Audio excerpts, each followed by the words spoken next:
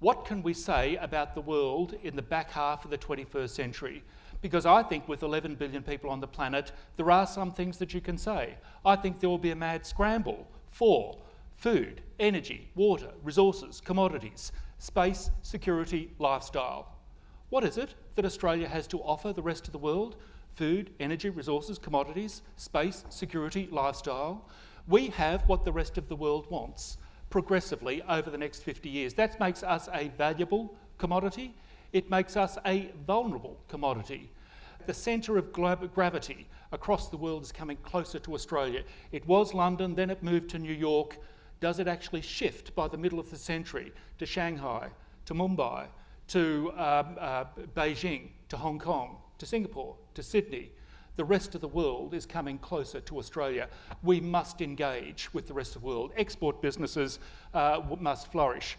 If you look at the richest economies on the planet, typically when you do this analysis, you find that places like Monaco and Liechtenstein pop out to the top. But if you eliminate any country with less than 3 million people, then here is the top countries on the planet in terms of income per capita. And the richest, of course, are the Norwegians, North Sea oil, 5 million people, extraordinarily wealthy. Then the Swiss, and then the Australians. We are a rich people. We're a first world nation. We command the resources of an entire continent. Not even the Americans command the resources of an entire continent. We are in an extraordinary position, in an extraordinary decade. Our destiny must be about engagement with the rest of the planet, globalisation. What has the Australian nation done with the Australian continent over the last quarter of a century? In this map, I've identified areas of extreme population growth and extreme population loss between 1992 and 2014. There are 78 red bits on this map. These are places where there has been population loss of 1% or more each and every year for 22 consecutive years.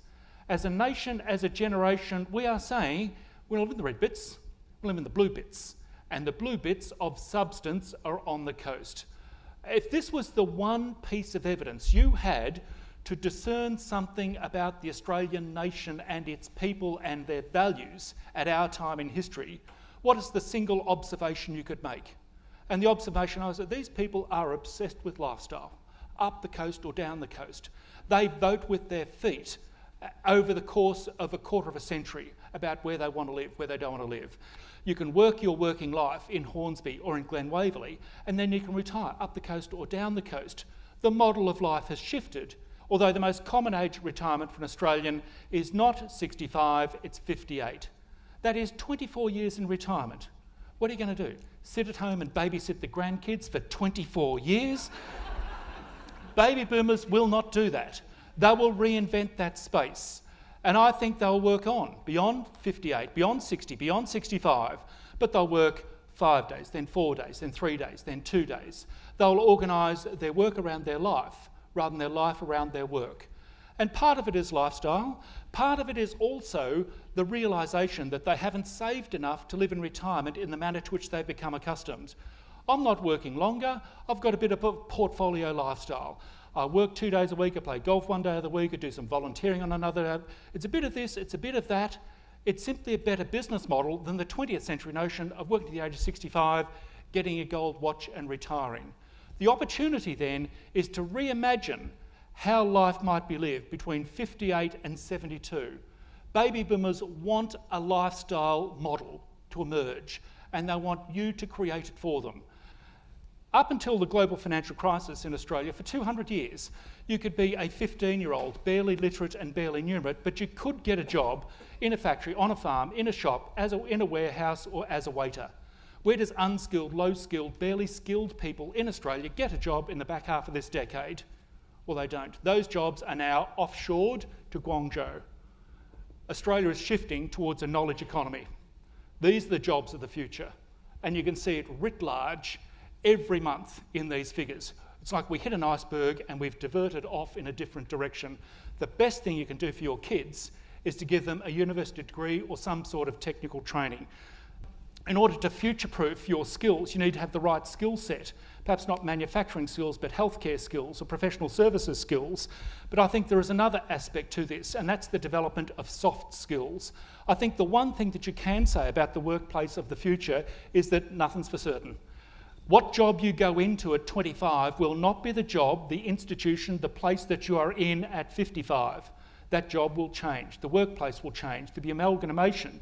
There might be a divestment. You might have to move interstate.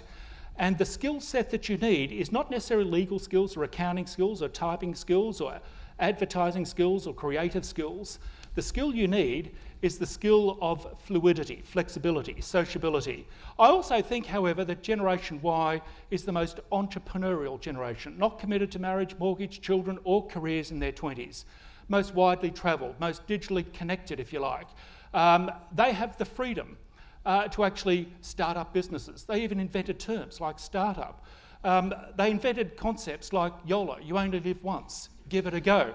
I think that Generation Y could be behind a greater entrepreneurial blossoming that we need to foster and encourage in Australia. Entrepreneurialism, business creation, rather than looking at ways to divide up a slow-growing pie. I think the workplace of the future means you come in, you collaborate, then you retreat to your home, to an office, to a sea change location, or to a cafe and complete your work. Having the ability to time shift or complete your work in different locations or at different times of the day, I think is the ultimate expression of lifestyle, and I think that's the direction we're moving in.